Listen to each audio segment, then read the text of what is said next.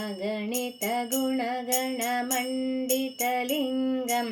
आगमकीर्तितमात्मसुलिङ्गम् आदिजगद्गुरुप्राप्तसुलिङ्गं तत्प्रणमाम्यहमिष्टसुलिङ्गम् तज्जलबोधितमुज्ज्वललिङ्गं ब्रह्मपदप्रतिपाद्यसुलिङ्गं पञ्चसुकृत्यपरायणलिङ्गं तत्प्रणमाम्यहमिष्टसुलिङ्गम् शिवगणपूजितपावनलिङ्गं देवसुदानवसेवितलिङ्गं विष्णुविरिञ्चि सुसंस्तुतलिङ्गं तत्प्रणमाम्यहमिष्टसुलिङ्गम्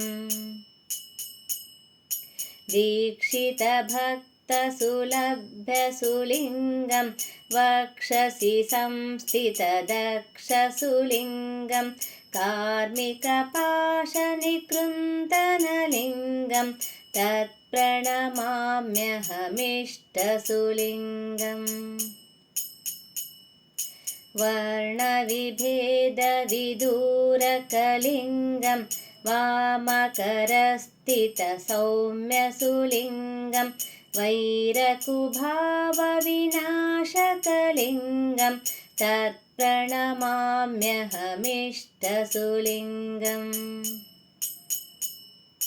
धारणमात्रसुपुण्यदलिङ्गं वीरवरैपरिपूजितलिङ्गं कामितदायिसुकल्पकलिङ्गं तत्प्रणमाम्यहमिष्टसुलिङ्गम्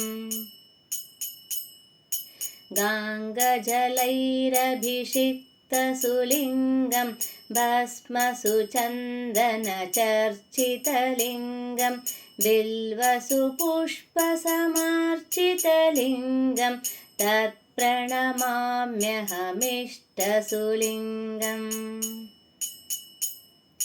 धूपसुदीपसमर्पितलिङ्गं षड्रसपूर्णनिवेदितलिङ्गं दृष्टिसुयोगसुसाधकलिङ्गं तत्प्रणमाम्यहमिष्टसुलिङ्गम्